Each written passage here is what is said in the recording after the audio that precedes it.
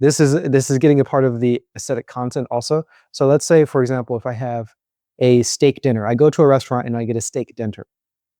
I go to a restaurant, I get a steak dinner. Okay.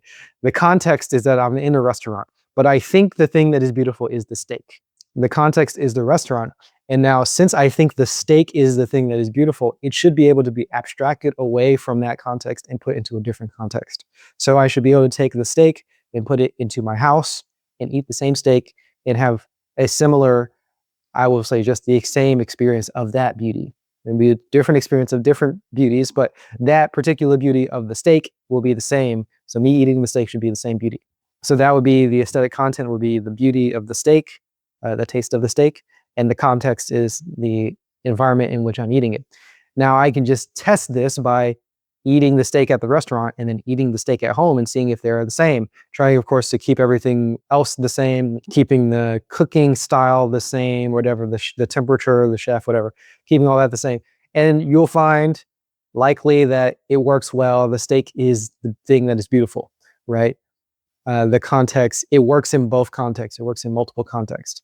Now I want to falsify, this is kind of a part of this. I want to falsify the idea that the steak is the thing that is beautiful. And I do that by putting it into more different context. So if I put this steak into an airplane that is flying 30,000 feet above the ground, and I eat that same steak, is it going to taste the same? Is it going to have the same beauty?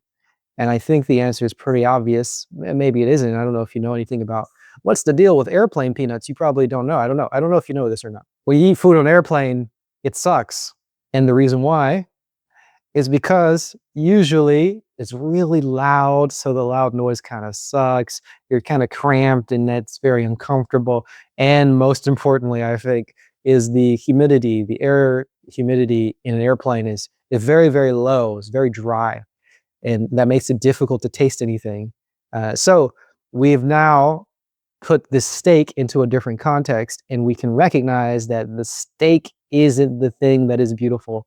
It is actually the steak and the ambient humidity, for example. So that means that we're expanding. We falsify the notion that the steak is the beautiful thing, and we've replaced it with a new theory, which is another bit of beauty, which is the steak and the ambient humidity. So now I'm adding aesthetic content to this, and then now I can test this in different places because I can just go back to the original restaurant and lower the humidity and see if the steak is still the same, and it will not be the same. I can go to my house and lower or raise the humidity and see if it's the same, and it won't be the same.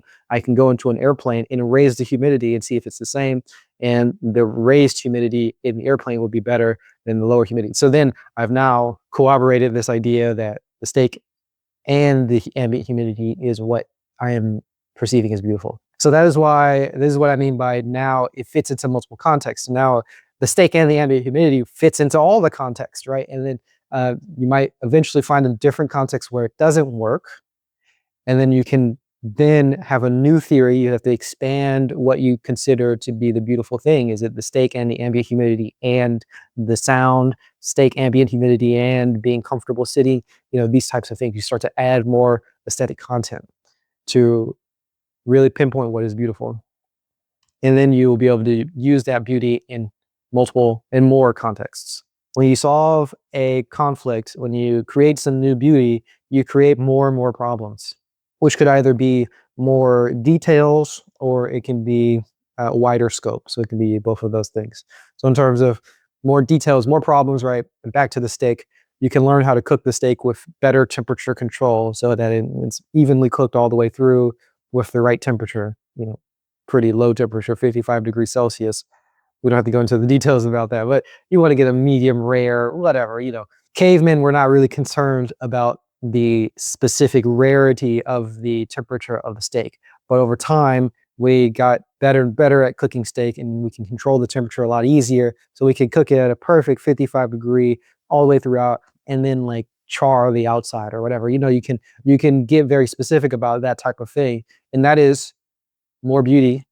Is adding more detail is the growth of beauty in that case. But then also concerning the ambient humidity, this is like increasing the scope. So we're no longer looking at just the steak and how it's cooked. Now we're looking at the room and the environment, and that can change, you can change so many different things. It could be a part of the enjoyment of the steak is the color and the shape of the plate, the weight of the cutlery that you use. These are all very interesting things. I've recently, on this channel, you'll find, if you look at through the live streams, I have read through a lot of Gastrophysics. It's a book about essentially all of the things that you might think in the environment don't affect your food and the flavor and the taste experience of your food, but a lot of the things that do, that they actually do. You might not think it does, but actually do affect your experience. So anyway, that is increasing the scope of beauty. And then immediately, once you know that ambient humidity is a factor, you can like dial in the ambient humidity. You can make the ambient humidity change over time, be interesting. You can have the ambient humidity be like one thing for the first bite and then change it for the next bite. I don't know, you can get crazy with that, right? But now you have this increased ability to work with. I don't think we have the technology to do that now, but hypothetically speaking, that is now a possibility because you've grown the knowledge, you've grown the beauty to incorporate that. So now that could be a part of the dish that you serve. It could be a part of your eating experience. You could have a plate that changes size as you cut the steak, and as you eat more of it, it gets smaller. I don't know how crazy you want to get, right? Like, again, we don't have the technology for this type of thing. It could be fun to have it, like you cut it and then somebody picks up the plate and moves it to another plate.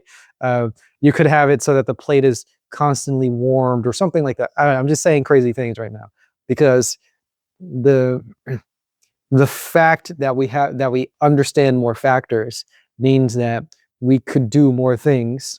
So that is growing the scope of the beauty. That is what I'm saying. And that just means that we have more problems, because these are more things that you could resolve, or more conflicts that you can see, and more new ways of resolving those conflicts. There's some pessimistic ideas that people, there are a lot of ideas that people say that, they think that beauty doesn't progress. There are some people who are praising themselves for not being sensitive to beauty, or not being sensitive to their sensory apparatus. I don't know how to say this. Okay. So like some people who are like happy that they can't taste the difference between Fiji water and their tap water. And I mean, come on, Fiji water is way better than your tap water. Okay. Unless you live in some Norwegian mountains or whatever the fuck. There is better water out there in the world, and you can learn how to taste it. I mean, you don't even have to, you just fucking just put it in your face and okay. See, even what I just said there wasn't that's funny. I just said something that was a pessimistic view. I said in one sentence, in one breath, I said, you can learn how to taste it, which is optimistic, good. And then I said, you don't even have to learn, and I stopped myself before I finished. You don't even have to learn, you just put it into your face. I was giving the impression that beauty is obvious, which again is a pessimistic view. Beauty is not obvious. You can learn, and you need to learn how to appreciate beauty. You need to learn how to create beauty. When I'm saying learn here, what I just mean is that there is prerequisite knowledge for appreciating certain forms of beauty. You have to learn how to read before you can appreciate the beauty of a book, right? That type of thing is what I'm on. That type shit. All right. Like you have to know how to go into YouTube, like type in YouTube and scroll through and click the thumbnail, right? You have to know how to do that before you can appreciate the beauty of that, because there is a art, there is a beauty to having YouTube thumbnails catch your attention and then seeing the title and so on like that. That there is a solution there. It is an interesting solution. Doesn't really fit into a lot of context. It only fits into YouTube, but that's not, we don't have to get into that. There is something beautiful about that, and you have to know how to navigate YouTube in order to appreciate that. So that means you have to have knowledge first. Knowledge is necessary for that, which means that it's not obvious. So thinking that beauty is obvious is a pessimistic view. Thinking that beauty requires knowledge and that you can have infinite growth of the prerequisite knowledge and the future knowledge and the beauty and all that stuff. That is optimistic.